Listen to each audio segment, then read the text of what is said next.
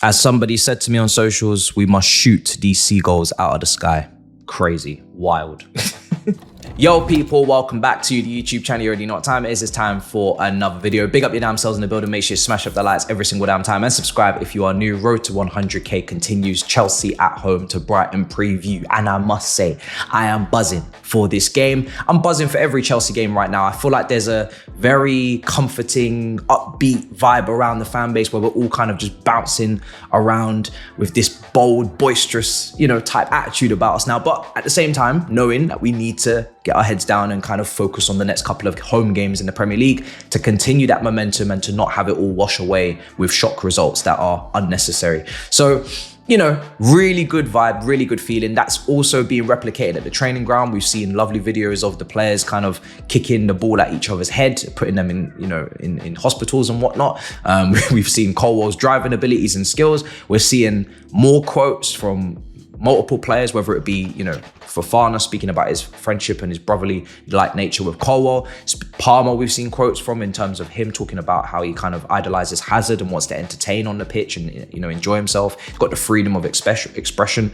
And that comes with obviously getting good results and playing well, which we have. And we're starting to get credit now from media. Jamie Carragher's got nice things to say. Rival fans are speaking nicely on us now. This is all something that feels like we're trying to put a border around, trying to protect. We almost need to harness the happiness. We need to keep it in this way and continue down the track throughout the season. There's no toxicity right now. There's no drama. There's no carnage. There's no chaos. There's no ownership quotes. There's no nothing. They were even seen having a coffee together against West Ham, having a little drinky drinks. Wonderful. We are trying to protect our happiness as a fan base, and we should and we need to, because we don't get opportunities or spells or stints like this very often. So I'm happy for everybody. I'll be honest, I'm very happy for you and for me. Let's hope that this result on Saturday, which is a big game, it feels like every game, and I said it on the watch-alongs, every Chelsea game right now feels like a final. And I'm not trying to take the piss here. I just mean the importance of every 3 points is magnified in my mind. Like, I don't take for granted 3 points anymore. After the nonsense that we've had to take and indulge in last couple of seasons, I don't take for granted 3 points. I don't take for granted wins. I am lapping it up, milking it. I'm drinking it in. So every game I feel more pressure. As well as I'm excited, I also feel more stressed. I feel more pressure because we're not just sleepwalking into the games like we did in bad form last year or the year before, where we went in, game streaks where we hadn't won for God knows how long. We were just kind of like, oh, blasé. If we draw, we draw. Who cares anymore? The season's finished. We're 10th. We have nothing to fight for. There is something to fight for. We're in a nice position in the table. We're kind of amongst the crowd that we want to be mixing with. So let's get into the press conference for Maresca. He's had updates to give us with Lavia saying that he's back and available for the game. Reece James, unfortunately, is not going to be available for the game. Giving us some updates on Chilwell's involvement, reintegration back into the team. A lot of you giving me some nice comments in regards to, obviously, hopefully, maybe bringing his market value back up. I don't think this is a massive turnaround for Chilwell to say that he's now part of the long-term plan, but getting that market value up. I do kind of question how it will go up in the Shamrock Rovers games, in the early cup games, if they're up against lesser opposition when he's behind Renato and Cucurella, because I just do truly believe that clubs that are interested, or if there are any clubs interested, should kind of just know the strengths and weaknesses of Chilwell by now. He's got a resume, he's got a CV, he's got a history. What are you really trying to figure out with these games that we're giving him? But we'll see how that all goes. On the situation with individuals, of course, with Nkunku, he's kind of reiterated again that you're not going to have everybody playing the attack at the same time. It's not going to happen. So today they ask about where Nkunku is and how he gets in the starting 11. Tomorrow it'll be Neto. The day after it will be Felix. The day after that will be Sancho. And the day after that it will be Madueke and Mudryk. It's never going to happen. You're never going to get them all in the same team for defensive balance, which is good to point out. He also highlights the clean sheets as a big positive in the last 3 games, 3 clean sheets, which is fantastic. Obviously gives us more chance to win. A little bit of solidarity. Went into the numbers, crunched the numbers in the Man City game, saying obviously that they usually are a team that create a lot of chances and a lot of goals. We limited them a little bit more. Of course, speaking on Wolves, no shots in the second half, limiting again, even though conceding 2, and improving from that point onwards, which is great. And with Cucurella, he's mentioned him as an individual, as someone he'd, like to have 5, 6, 7, 8 of those players in terms of the intangibles, maybe in terms of the little parts of the game, the nasty parts, the little bastardy parts that you don't get from every player he brings. He's also spoken about Tossin's leadership and his maturity and his kind of role to play, I guess, with those around him, which I've definitely noted and kind of noted from the first video in a silly way. When he arrived, I said, this brother looks like he's got his mortgage paid, he's got his maturity, he's got a wife, he's got kids. And you can kind of just tell he's just really, really mature. He's really, really above even his years, because he's not even old. So yeah, he's kind of had the impact recently that could probably put him in a position to start this game, maybe even ahead of Fofana if Gusto goes in at right back, but we'll talk about that more on the tactical pad. And he's also mentioned Caicedo's development as well as something that is ongoing and continuing to go in the right direction. Obviously speaking about the price tag and what the market dictates and why we ended up paying what we paid, but also us knowing as fans that he's never really going to live up to 115 million because he's not a Neymar or a Hazard. Those are the only type of players I think are truly worth that money. But I also said at the time, at this point, you just have to get the deal done. He's probably more worth 80, 75, but you just have to get the deal done now because he is going to be that transformative. He is going to be that good. And he is now starting to really look integral and key to this team. So that is the presser from Maresca. Yeah. And just before we get into the tactical pad, it had me thinking those wonderful ziggity-zag passes that we play in those midfield, the little purposeful passes, one to another, to cut through, slice through, go through the middle of teams. Brighton, hopefully it will be up next. But now, how do we get Nkunku into this team too? People are asking, wondering, pondering, can we have him and Jackson together, both in red hot form, up front, goals galore? Let's talk about it in the tactical pad. Let's see if it can happen. So as you can see with the tactical pad on screen, I've got Nkunku in this team because that's what everybody seems to be trying to push right now, and understandably so because they're both in red hot form, him and Jackson. How do we get these two in the team? It's pretty simple for me. It's with Nkunku being in the position that I feel is still his strongest, which is the second striker, and it still allows him to crash the box. It still allows him to kind of double up and give an extra number in that area. But what does that mean that we have to sacrifice to get that and to have two strikers on the pitch at the same time? For me, it means that obviously Cole Palmer has to go to the right. You can continue to keep Sancho on the left, someone that is very good at kind of retaining possession, keeping the ball, making smart decisions, and kind of, you know, acting as a creator for these extra forwards and extra ball strikers that we have on the pitch. Cole Palmer goes back onto that right side that we saw him last season. But what does that mean for Gusto? Now, for me, Gusto's got to be overlapping. Gusto's got to be adding width, because when you get the best out of Cole Palmer last season, you kind of have him still freedom, still opportunity to express, not necessarily, hugging the touchline, which is what Madueke would be doing and suits him well when that right side defender is becoming part of the back three, as you can see with Gusto going into the back three. Then you've got Cucurella and Caicedo in front. You've got your 3-2 build up, and then you don't have an overlapper, and that's why Madueke is really good there to just isolate people, go 1v1 and use his blistering pace. But when it's Cole Palmer and you want him to have that freedom, for me, that's when I'm thinking more that we need to go back into this. And that's where you do have your 3-2 build up, but it's just a different way. You allow Gusto to give him that overlap, give that width, give that outlet, allow him to cross as he did so well for Nkunku, obviously for the goal against Barrow, the little flick.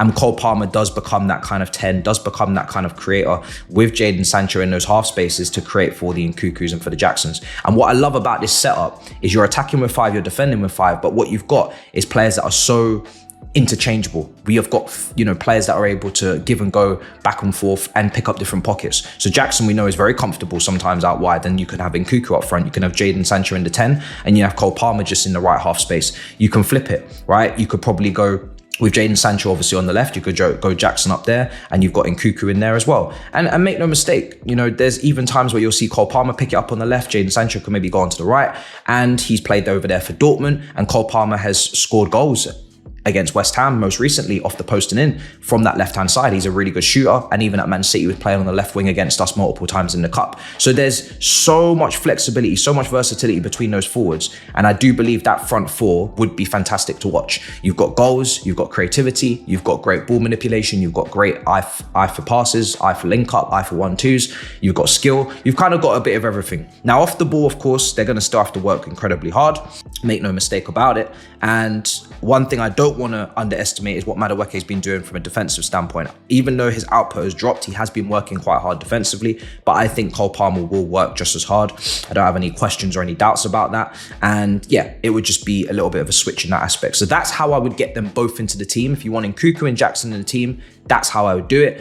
And listen, I think it could be quite brilliant, and it does keep Enzo in those defensive positions, because like I said, Gusto is the one getting forward. So you would keep Enzo and Caicedo in front of that back three, and they would be the ones to be deep line playmakers, to play those long range passes that we know Enzo Fernandez loves to do. Play those long diagonals, play those long balls over the top, and allow him to be the deep line playmaker that everybody kind of wants him to be, not asking him to be the engine up and down. Like I said, when you're attacking with 5, you defend him with the 5. And how we do it currently, just to take it back a minute, because this is not necessarily what I'm expecting to happen. It's just kind of what I have in my head if you want to play Nkunku. If you don't get Nkunku on that pitch tomorrow, which is not out of the question, you obviously get Cole Palmer back in the 10.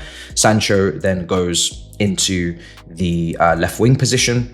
And of course, like I said, it's unlucky, but Nkunku would be on the bench again. And then say it's Neto instead of Madueke. For me personally, there's a debate. Is it Madueke or is it Neto on the right wing? I don't really mind. I don't think either of them have yet stamped their authority to say we're the definite right winger. Madueke's had a bit of a run now. Maybe you take him out, put Neto in, give him a bit of a run. I don't really mind, because I think it's quite even that either of them could deliver at any given moment. Like, none of them are on a momentum. None of them are on like this crazy form. So Madueke could turn up against Brighton and have a great game. No, it wouldn't shock me if he went and got a goal, right? Got an assist. Or it could be Neto that does exactly the same thing. I don't think there's too much to split them. So, and because everybody's going to be involved, the manager said he's going to look after Neto. He gives him like 60 minutes, or he'll give him 30 minutes off the bench. Everybody's getting game time anyway. Doesn't really concern me too much. I'm not really too bothered.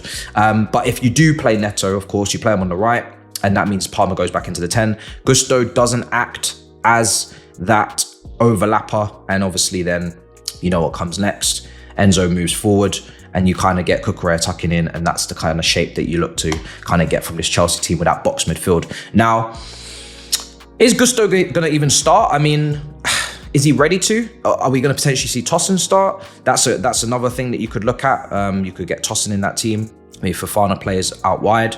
That could also be the setup. So depending on who plays in that right back position, if it's Gusto, you have an even opportunity for him to maybe go forward or even invert, because we know Gusto's really good at inverting as well. We've seen it at times where he'll play in midfield. And it really is just about controlling this game against Brighton and kind of dominating. And to do that, we need technically gifted players. We need players that are going to assert themselves. And Gusto's more than capable. When he's at his top form, if I can even find his name again. Where has he disappeared to? Does he even exist? Yeah, there he is. If I can even find him. When you do have Gusto, you do have the option of doing this as well. You do have the option of inverting Gusto, and we've seen that before. So there's loads of options here, guys. You know, it could be Caicedo moving forward. It could be Gusto being in next to Enzo in that deeper midfield position, with Caicedo getting a bit further forward, and it kind of looks like that. There's so many options here to play with. But from a Brighton perspective, I did speak to Ryan, my good friend Ryan, Brighton fan, and João Pedro is not available. So it probably will be Welbeck up front. We do need to be a bit careful and mindful of that, because of course, when it comes down to Brighton, Welbeck seems to always randomly get a goal against us. There's Matoma, there's obviously Minter, there's Adingra, there's quick, pacey 1v1 wingers that could give us issues in the wide areas. So as much as when we do invert that fullback, if it is to be Gusto or if it is to be Cucurella, whoever it is to be, we do need to be mindful of the fact that when we are in possession, if we give it away, now someone's trying to get back into position. Now somebody's trying to get back into position. And these wingers, I will probably assume, will be high and wide, and will try to exploit that fact that we will invert the fullback. And then off the ball, we need to be very quick into getting back into position. So, because I don't really want to see our centre-backs out there trying to deal with these quick, pacey guys, whether it's Adingra, like I said, whoever it is. So it's a tough test in that respect. I think that's their biggest threat. Welbeck, he hasn't really got a type of goal, but he can score any goal in any moment, even though he's not clinical. He's a weird player in that way. And yeah, this is the team that Ryan wants to see. You know, it's obviously Van Hecken in the back. It's Dunk, it's Estepanian, it's the Turkish right back, I believe, that they've just signed over the summer. Might even be Veltman that we see. So, you know, that could be a change there. But when you go through Brighton's team, as you can see at the bottom, it's very balanced. They've got a lot of options. You know, they've got a lot of players that could easily go in for another. They don't really have one key player for me that is just like indispensable, irreplaceable. Brighton have got a lot of, you know, players in positions where they could just swap them in and out. You know, up front, João Pedro, Ivan Ferguson could be back fit, Welbeck out wide. I've named the wingers. In midfield, O'Reilly's injured, but he could come in when he's fit. You've got others in there as well, Hinshelwood. There's just so many different options. So they're a very flexible team in that way, but they have got that new German manager who maybe will be a little bit more, I don't know, direct, might be a bit of a Gegenpress there. So we'll see how that goes, how we play out from the back. And we're expected to control the game, according to Brighton fans that I've spoken to. You know, we're expected to keep the ball a bit better than them, and we'll see how the game pans out in that way. Hopefully we can get out their defence. They did conceded 2 goals against Nottingham Forest, the 10 men, drew at home to Ipswich with the 0-0. So even though they're in a good position in the table, they're probably still looking at things that they can improve and things that haven't quite bedded in with the new manager. And hopefully we could just take advantage and just win this game, guys. But yeah, that's how I think Nkunku and Jackson get into this team. But like I said, whether it happens or not completely, 100% guaranteeing you that. Right, towards the end now. So that's how I'm looking at things, guys. My prediction for this game is either 2-0 to Chelsea or 3-1. I'm going to go with the 2-0, hope that we keep the clean sheet again. Sanchez obviously playing against his old club. And before I leave you, I have to say thank you for the 95 subscribers. So enjoy. Yes, Commissioner. 1974 is not the Wild West anymore. Get a leash on that dog, Captain. It's getting out of hand. Understood, Commissioner. My apologies. Yes, Commissioner. This is a fucking mess. Understood, Commissioner. My apologies. It won't happen again. We're in America. Cocksucker. That was the Commissioner of Justice. I called you in here to tell you to stop sleeping with my wife when I'm out of town. Forget that for now. Do you mind telling me why I gotta hear from the Commissioner telling me that you've been snooping around his fucking crime scene again after I specifically told you not to take that big stupid nose snooping sniffing around? Oh, but you're Jermaine Justice and you don't play by the rules, you just get results. I've heard it before. Well, let me tell you, you're out of your depth this time because this guy's one sick son of a bitch. He's one of the crimes against YouTube and he slept with my wife as well. Anyway, you're in the place, you may as well paint the picture. What's the first thing that you did? Same thing I always do. I got in the zone. Should have known. Anyway, this investigation was Clear Lake funded. They had 50 guys in there, they didn't find a damn thing. Commissioner's guys did a good job, but they were following the wrong leads. Room on the right was where he used to stream. Not much bigger than a shoebox. Damn shame if you ask me. No wonder the kid went insane. It's impressive, detective, but, this is 1974. If I take nothing to the Commissioner, it's both our asses. We've got no employment rights. Chill, baby. Prized possessions got me sniffing. And you know me, once I catch a scent, it's case closed. I can't let him sleep with my wife again, you understand? Chill, baby. I slipped in the room with the grace of a swan. Just as Jermaine Justice expected. That's when I saw it. He hit it well, but not good enough for the bloodhound. I can see why the Commissioner's guys didn't find it. Tucked away in a shady corner, hidden from prying eyes, I found the kid's journal. That's why you're the best, detective. So what did you find inside? Let me tell you, baby, the scrawlings of a madman. The kid lost his damn mind. Quantity over quality. Over and over, again and again. 7-hour FIFA streams. StreamYard, 720p. God damn! Every page I turned, I was starting to lose my damn mind. Mamma mia. I've heard enough, Justice. There's enough crimes in that book to put any man away for 50 years at least. I'm gonna put this kid under the jail. You understand? Cocksucker. Fuck you, Jermaine Justice. Chill, Captain. I was just getting to the good bit. You don't want to hear what's on the last page? No more. No more? What do you mean no more? There is no more with this guy. He's a sick son of a bitch. And if his little fans don't stop subscribing, he's gonna hit 100k. He's gonna hit 100k subscribers, you understand? Unless you don't think he's realized that all that stuff was a bunch of bullshit and now he's gonna start being a real YouTuber. The kid committed some heinous crimes in that shithole of an old flat, but the bloodhound smells it. You see, the kid was lost. Now he's found. Maybe this kid deserves 100k after all. Oh, you motherfucker. This whole time? Why'd you keep doing this? Oh, and my wife left you a gift on the way out.